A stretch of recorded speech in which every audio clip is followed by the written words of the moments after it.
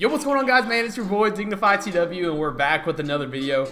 Guys, today I have found a couple of badges that work super well together. I know a lot of people have been struggling with shooting on this game, but if you apply these two badges together, you get them on a pretty good tier. You will be knocking down shots. And if you guys haven't seen my last video on the 1v1 court, I had these two badges and I was talking about it a little bit. Make sure you go check that out because the gameplay for that was really good. And if you're wanting to see more gameplay with really good greens, go check it out. Like I said, very good gameplay. But guys, today, like I said, we've got two of these badges that work really well together. I'm going to show you here in a second. I've got all my shooting badges, so if you guys want me to try out any of the shooting badges in particular to see how they work, let me know in the comment section. But I'm going to go ahead and get started and show you the two badges I've been talking about. Alright guys, so like I said, I've got every single shooting badge on right now. So this is what I typically run with. If I'm on the 1v1 court, you guys know I might take down catch and shoot, put on volume shooter, and regardless, stuff like that. You can always differentiate what badges you need to put on if you've got them maxed out. But the two badges I'm talking about, guys, are Green Machine and Hot Zone Hunter. Now, I think you might have seen Tycino's video talking about Green Machine. He nailed it perfectly to explaining the badge. Basically, it says it increases the bonus given for consecutive excellent releases. So if you knock down a couple really good shots, you green them. If you know how to time your jump shot this year and you can actually green it, you will be rewarded for it and you'll be able to green a whole lot easier. I'm telling you guys, it's insane. You'll see it in the gameplay how many greens I got over the past like 3 games that I'm going to show you guys. So the next one I'm going to show you guys is Hot Zone Hunter. Now, I have not seen people actually use this badge too often. Basically, it just gives you an increase in the shot percentage from where you actually have hotspots. Now, if you guys don't know, and I've said this a plenty times, it's the exact same thing as last year. If you go and get your NBA hotspots, they transfer over to the park. I know that for a fact because I have no park hotspots. When I go play in the park, I have hotspots. If you guys don't want to believe me, you don't have to. But if you get your NBA hotspots, they're going to transfer over to the park and you're going to be able to knock down so many shots. So watching the gameplays, I don't have every single one in the mid-range. I have pretty much all of them besides like one, and you'll see it pop up when I shoot threes, when I shoot these post hop shots and these fadeaways, the different combination of badges that actually pop up, and it's going to help me green a ton. So like I said, guys, if you have available spots open, make sure you check out Green Machine and Hot Zone Hunter. Get your hot zones. If you don't have Hot Zone Hunter, definitely put on Green Machine, and regardless, it's the same thing back and forth. If you don't have Green Machine, put on Hot Zone Hunter, and you'll be knocking down a ton of shots. I'm going to show you guys some gameplay right here. Like I said, man, if you missed my last video on the 1v1 court, go check it out. But anyways, guys, hopefully you guys do enjoy the video. We're going to go ahead and pick it up inside the gameplays. All right, guys, so we're back in the park. We're on our post score, playing on the twos, man. And I will tell you guys this, NBA 2K20 is a unique game. It's been, pretty interesting this past few days playing the game. But I will tell you guys this, like I said, if you do not have badges playing this game, you are at a huge disadvantage. And you can see right off the gates, we're knocking down a green for our very first shot. Now, pay attention to the top right, guys. You'll see all the badges that pop up. You can see Hot Zone Hunter and Green Machine right off the gates, range extender and catch and shoot. And you already know we're greening another shot. I'm telling you guys, if you do not have badges, you will not be successful. And I will definitely recommend these badges, guys. If you're a post scorer, definitely knock out deep fades first, of course. Get Green Machine, get Hot Zone Hunter, get your hot spots, and you will be greening so much. And you'll have a lot of fun playing in the post this year, because this year the post does feel a lot better, in my opinion, than 2K19. So if you can actually get all the badges for your post scores, you guys will have a lot of fun playing. You can see all we're getting is greens, man.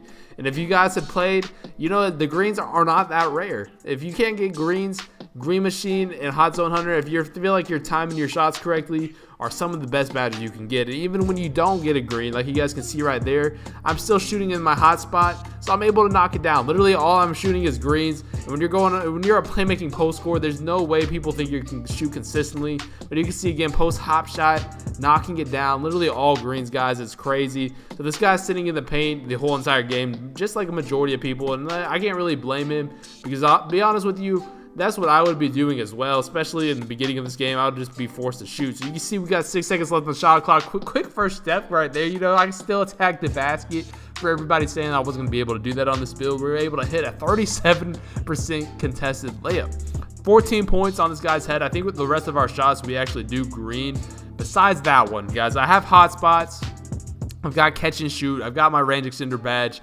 Now that I have all my badges, guys, I honestly think my post score it's going to be unguardable. I'm so glad I found these like hot spots and I figured out how to get them in the park again from my career, because literally, guys, I am making everything. So you see back down Punisher being activated for my 1 finishing badge. Hit him with another post hop shot. We're knocking it down, guys. If you missed my animations, make sure you go check them out. I will leave that link in the description to the whole build and all that kind of stuff right there. You already know what we have to do. We have to be a little bit extra for the game right here. You can see stepping it back, post hop shot, bang, for the game. You know these moves are good because the guy afterwards sends me a message to send me my animations. Guys, this build has been a lot of fun. I know a lot of people kind of have their doubts with the build. Of course, like I said, if you're not really good inside of the post, maybe this build wouldn't be for you, but with all the badges that you're able to get, there's no reason why you shouldn't be able to dominate on this build. So you can see we start off with the green, and after you make a couple shots with green machine is kind of when everything starts to take over. Look at this move right here. Oh my gosh, what are you jumping for? Stay on your feet. Green, man, this build is nasty. But like I said, once you start greening a couple shots with green machine, the likelihood of you making your shots goes up tremendously. And when you have hot spots, you're just adding up on that with all the other badges like range extender and catch and shoot. You're just adding up everything. Like everything's just combining together at that point, and you become unguardable. If you can start shooting the ball and you actually become a force, like you guys can see, this guy has to guard me out there, and I cross him into tomorrow and throwing it down. That was a nasty crossover. But once you start being respectable on the 3-point arc, and you know they have to guard up on you like this, you really become unguardable. And look at that, guys. I'm starting to mess around. I'm just trying to shoot whatever. 50% contested green. That's the green machine for you. Literally only been greening. So with green machine, you already know I'm knocking it down. Again, Peter knocks it out to me on the 3-point arc. I think I do have a hot spot right there. We're greening it again. Literally all I get is greens, guys. Like I said, if you missed my one-on-one court video, go check it out. Like the greens were crazy that game, and I'm going against like Paint Beast, 7-3 players, all that. So like I said, make sure you guys go check that out as well. Game point going on right here. We got 20 points. You know we have to do a little bit of extra to end this game. Gonna go back into the post. Make sure he's guarding me. Look, literally he can't do anything at this point. He's literally just jumping, going back and forth. Again, hit him with a post hop shot.